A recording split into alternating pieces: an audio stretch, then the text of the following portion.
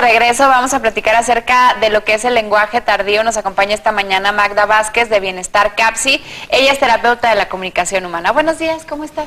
Buenos días, muy bien. Muchísimas gracias por la invitación. Hoy quisimos abordar un tema y este es el lenguaje tardío. Consideramos que es un tema bastante importante, pero un tema común. Es decir, ¿cuántas veces no vemos a padres frente a esta situación donde sus hijos no hablan como deberían y escuchamos comentarios como, híjole, el hijo del vecino habla hasta por los codos y mi hijo todavía no? Se empiezan a hacer este tipo de comparaciones que debo decir, hay que ser muy precisos en esto. No podemos hacer comparaciones, aunque sean de la misma edad y tengan las mismas características, porque el desarrollo en todos nosotros es totalmente distinto. Es decir, el cerebro va madurando de diferente, ¿no? en todos los pequeños. Entonces es una situación bastante común, esta intriga, como estrés en los padres de decir, híjole, mi hijo todavía no habla como sus compañeros, pero ¿qué va a pasar? ¿Mi hijo va a seguir así? ¿Va a alcanzar a sus iguales o no? Entonces sí es un estrés muy elevado, a diferencia de los padres de niños que no tienen ninguna dificultad. Sí es un tema así muy, creo que bastante común, pero habría que dar el significado correcto de esto, porque se puede como malinterpretar. El lenguaje tardío se define como la condición en niños que a los 2 años presentan un retraso en el vocabulario, pero esto es en ausencia de algún trastorno identificado. Es decir, este pequeño no debe presentar algún déficit sensorial, cognitivo o neurológico. O sea, todo debe estar bien, nada más el lenguaje es el que no se ha presentado. Exacto, vamos a tomarlo como algo normal. El niño aún no ha empezado a hablar o no habla como los demás, sin que haya algún déficit, alguna dificultad anterior. Es decir, si no hay algún antecedente, digamos, todo está bien, aquí hablaríamos de un lenguaje tardío, porque si ya existe la presencia de alguna otra dificultad, se tomaría ya un camino distinto y se tendría que evaluar qué es con lo que estamos tratando.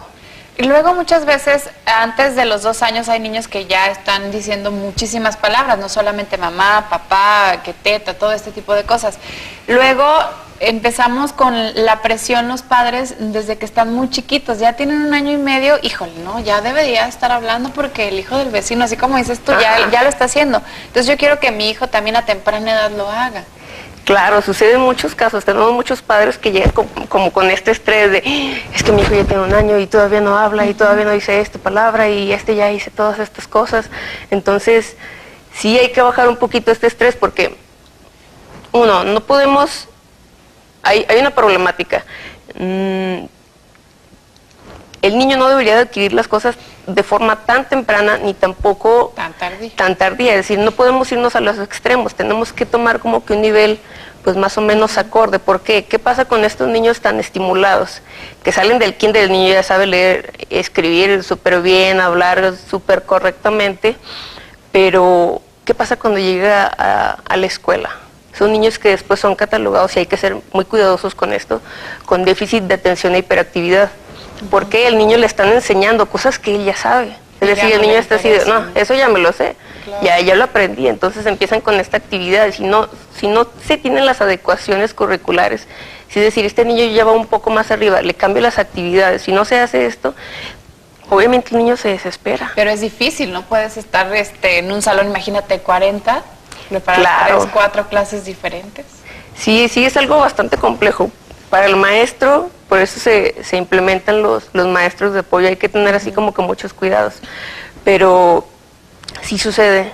Y bueno, el hecho ya de dar como que un diagnóstico por parte de profesores o alguna persona que no esté calificada para hacerlo, pues es otra cuestión bastante importante, porque llega el padre y le dicen, ¿sabe qué? Su hijo tiene TDA o tiene tal situación, y el papá así de, bueno, ¿y quién es usted para decirme que tiene ¿Sabes esto? qué? Es que muchas veces nos quedamos con eso y no investigamos, no buscamos a alguien que realmente pues nos vaya a reafirmar el diagnóstico.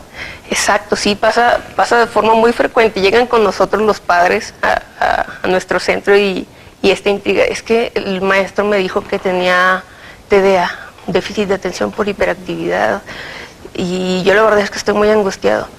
Y ya luego que se empiezan a analizar todas estas cuestiones, uno se da cuenta de que no, realmente no. O sea, era un niño, pues yo creo que bastante trabajado, bastante estimulado, pero ya el hecho de ponerle un diagnóstico es como estigmatizarlo para toda la vida. Siempre. No, es un niño con TDA, no, es que es así. Y ya ni caso le hacen. Ándale, no, mire, no, es que no te juntes con él porque es así y así.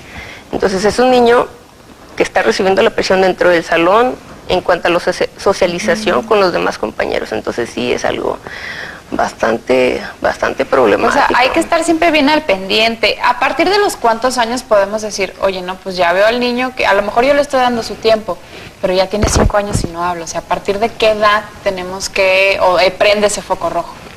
Híjole, mira, yo lo que mencionaba era a los 2 años, se supone que el niño ya debería hablar un poquito más. Mira, existen 2 criterios.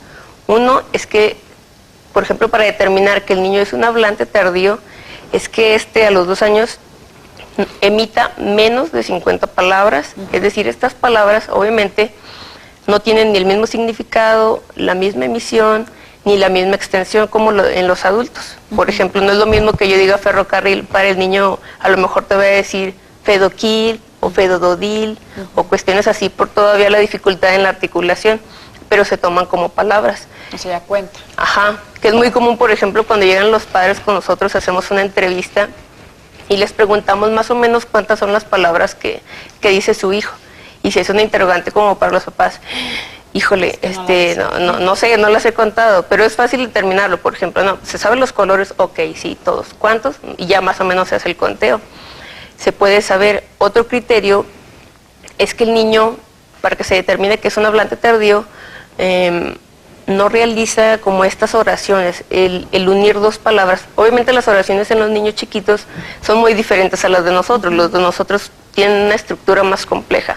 Con los niños es simplemente unir 2 palabras. Por ejemplo, el mamá, teta. En vez de decir, mamá, quiero teta, por favor, mamá, teta. Papá, trabajo.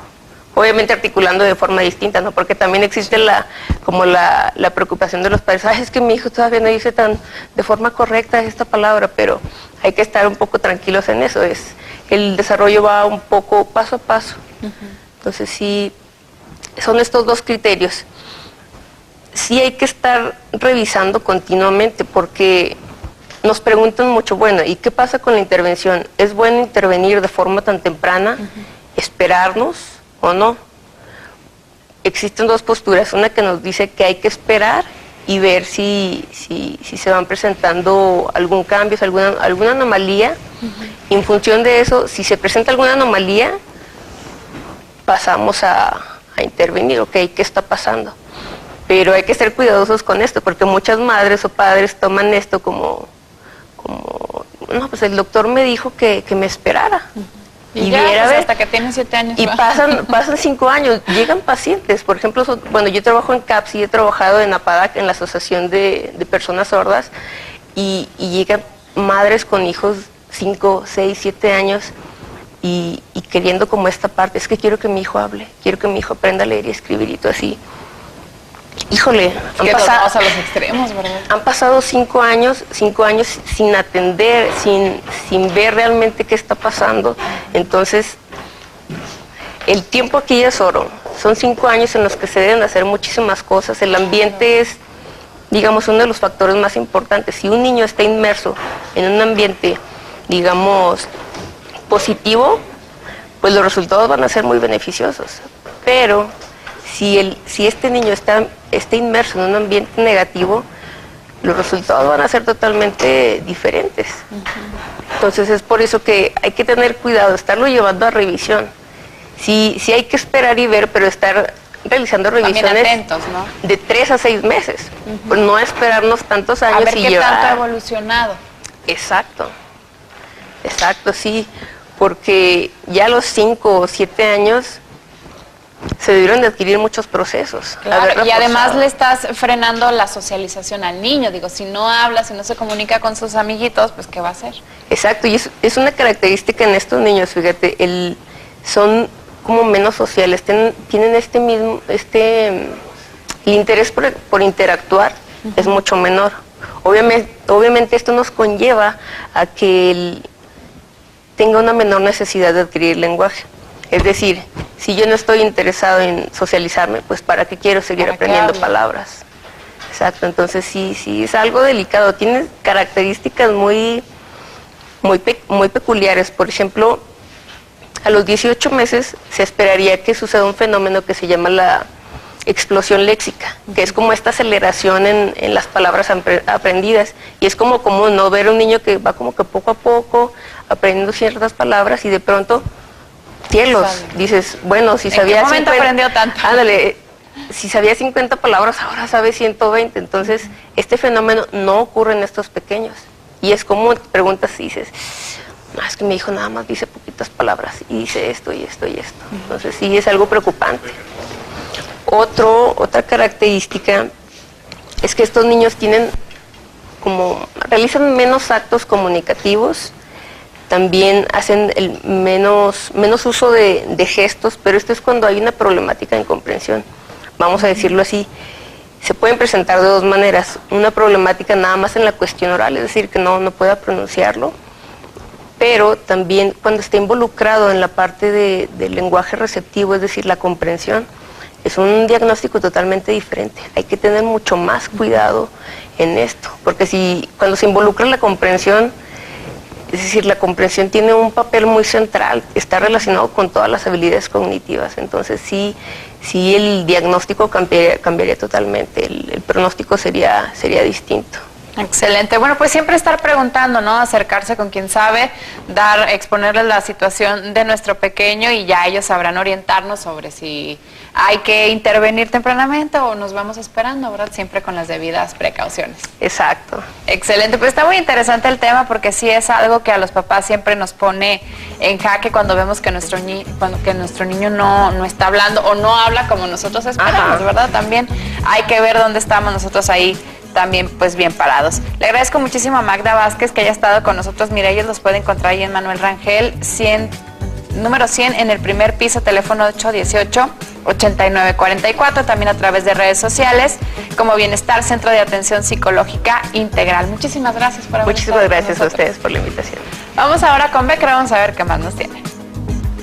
Tenemos algunas felicitaciones a los cumpleañeros del día de hoy. Saludos especiales para Isleni Martínez. Ella se encuentra en Canatlán, así que le hacemos llegar un cordial saludo. También saludos especiales para Mario Alberto Blancarte, que hoy está celebrando su aniversario de vida. Y bueno, la invitación es de que se queden con nosotros porque ahorita vamos a hablar sobre una campaña de lengua de señas mexicana, obviamente impartida por Óscar Saldívar del Departamento de Derechos Humanos del Ayuntamiento, y por supuesto también nos acompaña Sergio Escobar, encargado del área del adulto mayor. Así que no se despegue. Ahorita todo esto después de la pausa. Ya estamos de vuelta.